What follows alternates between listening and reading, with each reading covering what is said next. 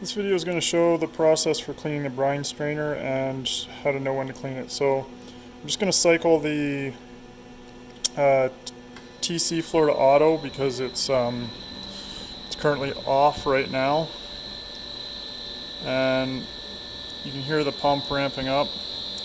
So these are normally closed. I'm going to open these, and that's going to let us see what the pressure difference is across the filter, or the strainer I should say.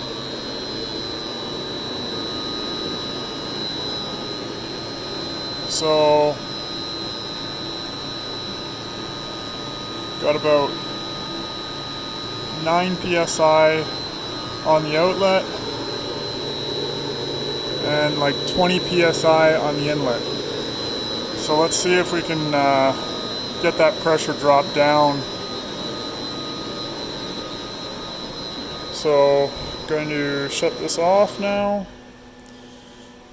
because don't need it running. So both of these need to be isolated. This is going to allow you to separate the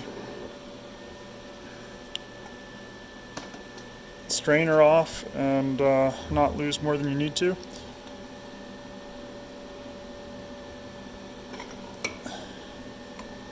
So you can just see I use this pipe to get a little bit of leverage.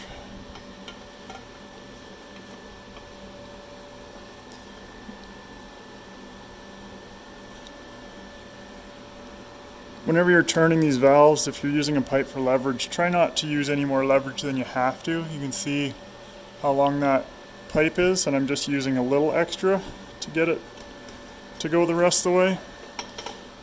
If you go overboard, it's possible to snap one of these handles. I've seen that happen before from somebody who overdid it on one that was a little stuck. So now you can see this butterfly valve has been turned this way, that's isolated, that one's turned, that's isolated. So now this is separated out. So I've already got this hose set up with these cam lock connections on it. Just going to hook that up to the drain.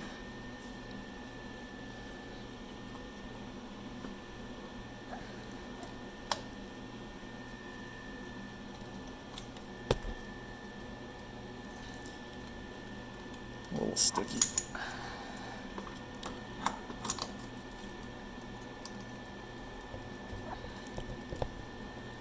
There we go. Now I'm going to open this drain, but you're not going to get anything coming out because there's a vacuum on the system with no air being able to get in. No brine can come out. So this here, I already removed the screw just to speed things up, but there's a screw on the opposite side as well. You can take that off. Set it somewhere out of the way. You want a 1 3/16 bit, or a socket I should say. Ideally we'd have an impact one, but we don't have one yet. And this will hopefully make quick work of this and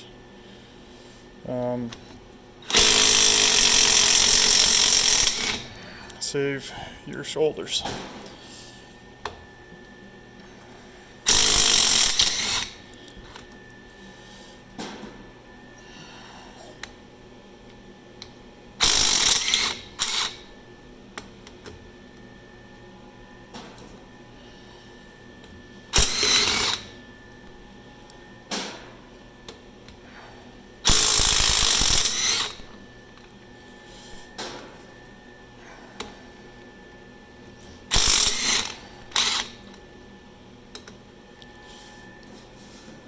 So that was a whole lot faster and easier than AK. I did AK last week, and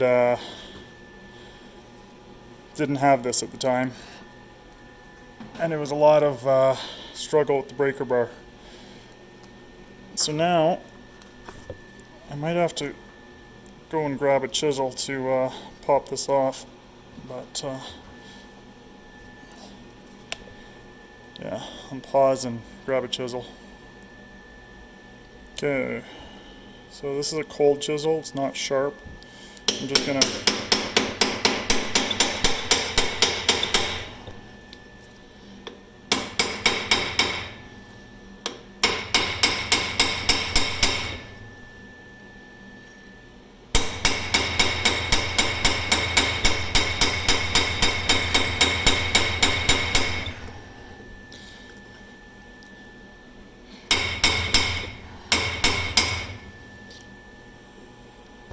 grab a bigger hammer, pause, and right back.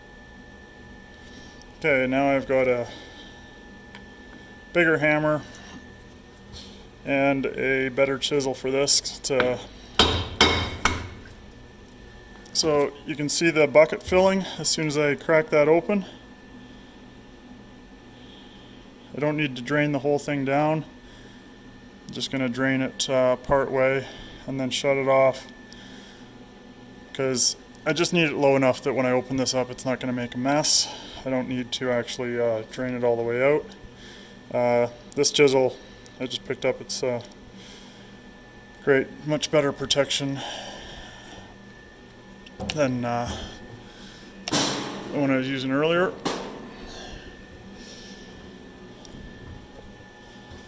So you can lift this cover off. This gasket, you want to make sure that you save.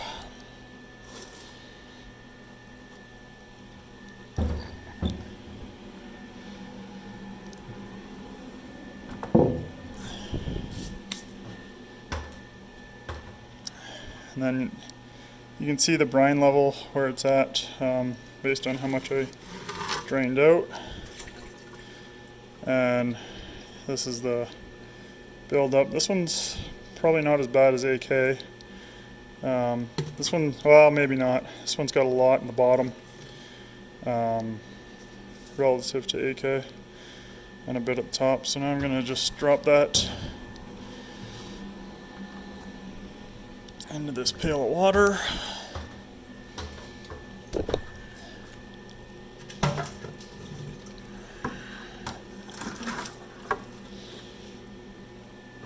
So now I'm going to just pause it. I'll go clean this up. I'll first use a hose and a wire brush, and then I'll clean all this up around here as well. Clean the seal up. Probably clean those bolts up a little bit, and then I'll resume.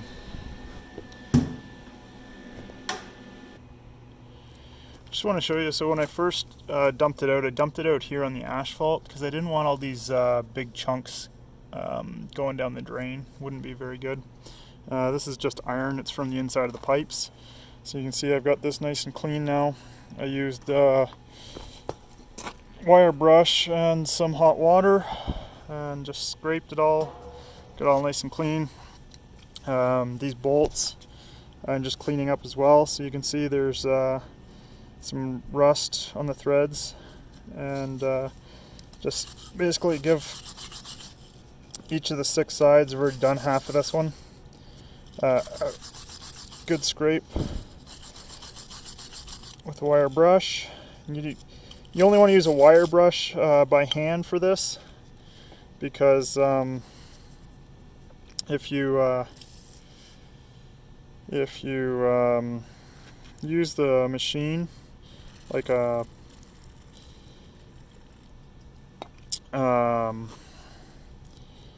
brush wheel, you'll actually damage the threads. So don't use a wire brush wheel on a grinder or on a bench grinder. So I just put a little bit of coating on these to keep them from seizing up and protect the steel. Make it easier to get them off next time. So you can see here that I've already cleaned this off. Just used hot water, the cold chisel to scrape a little bit of rust. It's important you want to only use a cold chisel that's not sharp, because you're just trying to knock rust off. You're not trying to you don't want to damage anything. And then here you can see I've already cleaned up most of it. I just left a little bit on this side to show you. So again, I'm just using this cold chisel and rag. You want to make sure that everything you take off, that you push it away from the trench and also away from the threads. It's good to keep a bunch of these rags in your pocket as you're doing this type of stuff. And so just adjust the angle of the cold chisel to scrape off any of the excess rust. And then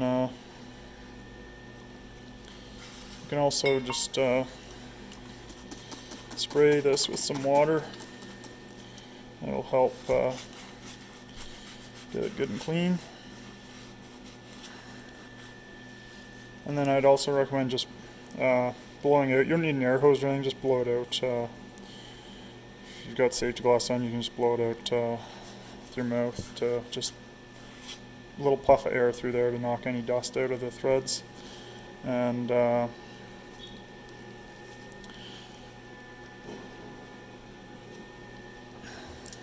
then you might be tempted to try and clean this scale off the sides here, but I don't think that's a good idea. I think it's better to just let the bucket catch that as it comes off naturally, because if you scrape it off, it's going to be really hard to keep it from just ending up going in the bottom. And if the strainer's not there, then it'll get past the strainer. So it's better, I think, to just put the strainer in, and if this comes off, it'll end up in the strainer later, and you can catch it that way. Another good tip is, so when I washed this gasket, I washed it off in hot water. So when the gasket was still nice and hot, I put it on here in place the way I wanted it, and then as it cools, it'll tighten up, and that'll hopefully keep it nicely in place, because I want to make sure that the gasket, you can see where it was sitting here, and it gets a nice good seal and isn't going to get pinched or anything like that. Oh, I guess skipped a step, so just going to pause and grab the brine to top the brine up.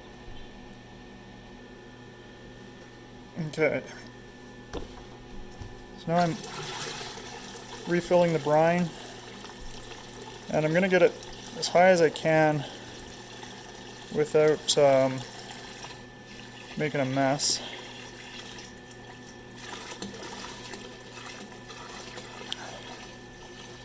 There's going to be a little bit of an air pocket in there, but that's okay. It's not really possible to do it without one.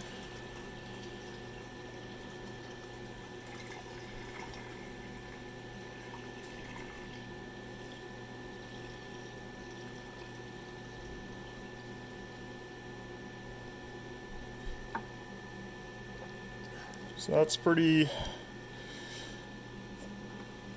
much as high as it can possibly be without it spilling over the edges. You can see I have a little bit in the pail there, but that's because I also started with some from doing the other one. Just gonna clean this up a little bit.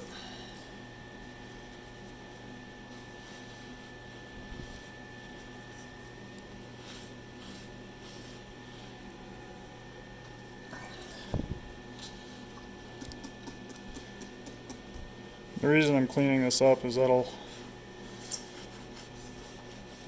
prevent rusting.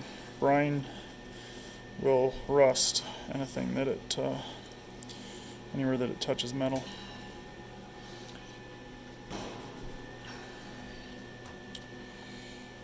Now this thing's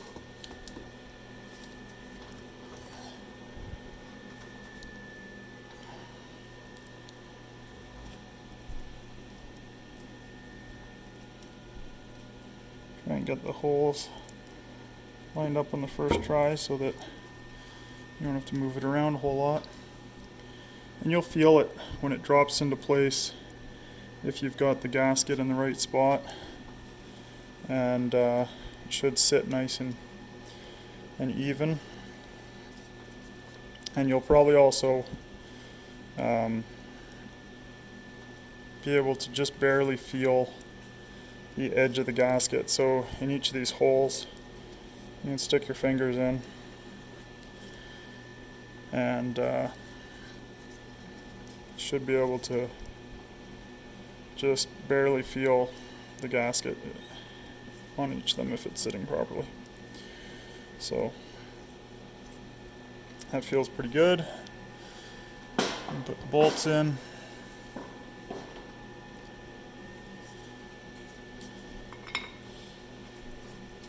And you definitely want to thread these by hand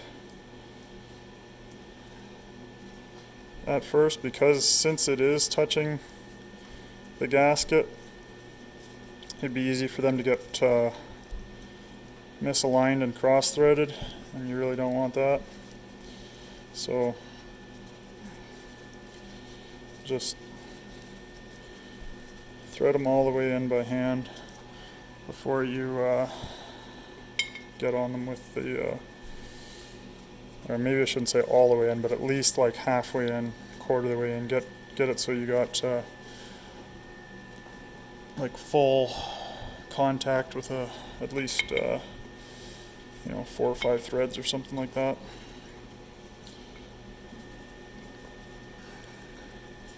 Because the spots where they touch the rubber seal definitely will give them the tendency to cross thread if you aren't careful.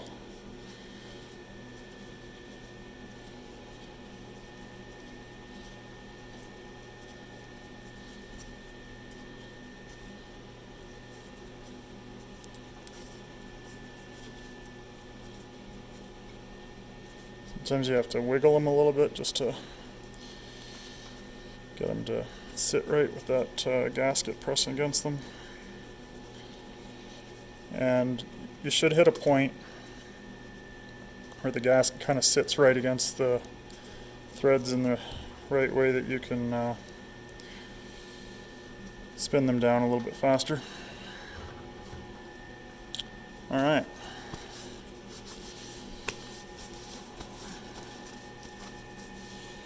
So I'm just going to tighten those up. I'm going to put the cap back on, and then I'll show you what the pressures are at. Maybe important to mention, so when you tighten these up, you want to do it the same way that you do a tire on a car. So you want to do like a sort of star pattern. So go like crossways, and don't go crazy. Like just really light on the trigger, and you don't want to hammer them until they're all fully seated and in. So then now you can go around and torque them up, and it's probably actually even best to do that by hand. It only takes a second. You can have a much better feel for the amount of torque. Alright, this is all buttoned up now. Just remove the hose and just give this a good spraying with fresh water, and wipe it off with a rag before putting the dust cap back on, and that'll just prevent the brine from degrading everything like it does.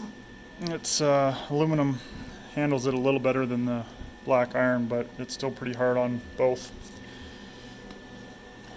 Alright, now I'm going to turn the pump on, and we'll see what the pressure drop is now. So switch TC to hand. You can hear the VFD is starting to ramp up, I'm just going to put this back on while it does its ramp up.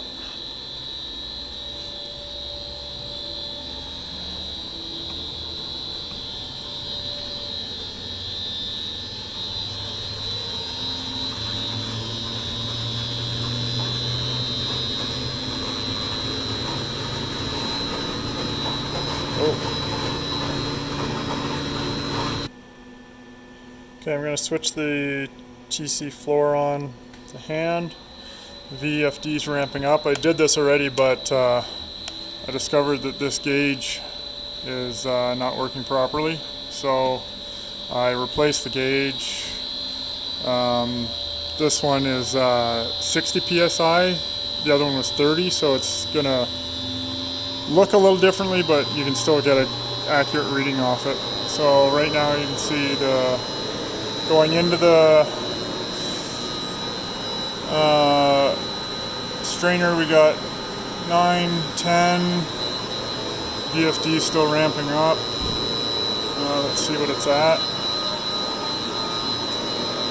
So VFD is at 95.3, so that should be all the way up.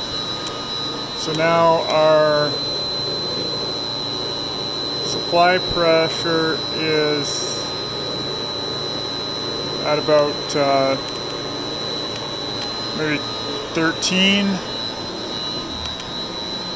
and we got 10 on this side. So that means that we're about where we want to be. 3 psi pressure drop from one side of the strainer to the other is not bad. So that's the process for cleaning out the strainer, and this should be done anytime you notice that the pressure drop across here is probably more than say 5 or more psi. All right, that's it.